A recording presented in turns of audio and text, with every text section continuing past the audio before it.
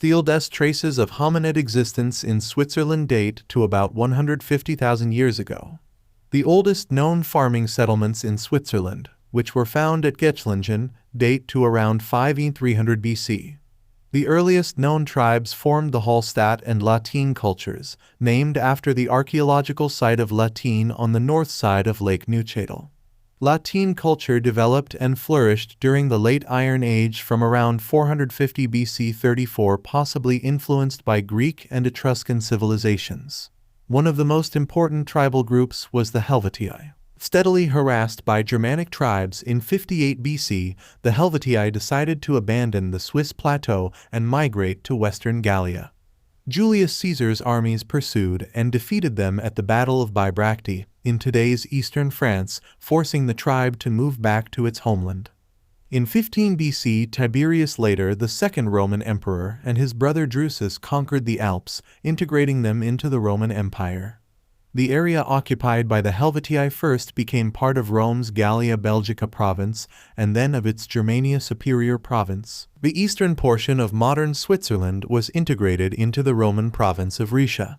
Sometime around the start of the Common Era, the Romans maintained a large camp called Vindonissa, now a ruin at the confluence of the Aar and Reuss rivers near the town of Windisch 36.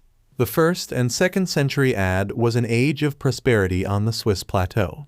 Towns such as Aventicum, Aelia Equestris, and Augusta Raurica reached a remarkable size, while hundreds of agricultural estates Villi Rustici were established in the countryside. Citation needed. Around 260 AD, the fall of the Agri Decumates territory north of the Rhine transformed today's Switzerland into a frontier land of the empire.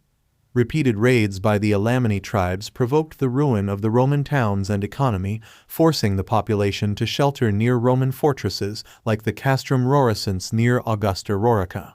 The empire built another line of defense at the north border, the so-called Donau-Iller-Rhine limes.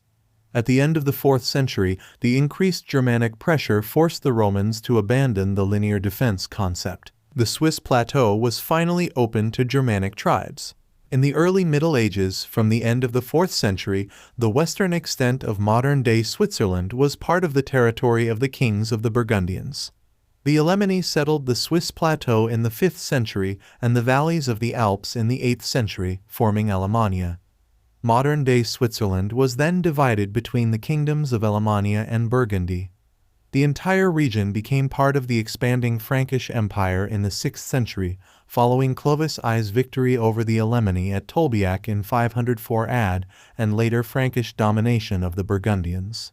Throughout the rest of the 6th, 7th, and 8th centuries, Swiss regions continued under Frankish hegemony Merovingian and Carolingian dynasties, but after its extension under Charlemagne, the Frankish Empire was divided by the Treaty of Verdun in 843. The territories of present-day Switzerland became divided into Middle Francia and East Francia until they were reunified under the Holy Roman Empire around 1000 AD. By 1200, the Swiss plateau comprised the dominions of the houses of Savoy, Zähringer, Habsburg, and Kyburg. Some regions Uri, Schwyz, Unterwalden, later known as Waldstätten, were accorded the imperial immediacy to grant the empire direct control over the mountain passes. With the extinction of its male line in 1263, the Kyburg dynasty fell in AD 1264. The Habsburgs under King Rudolf I, Holy Roman Emperor, in 1273 laid claim to the Kyburg lands and annexed them, extending their territory to the eastern Swiss plateau.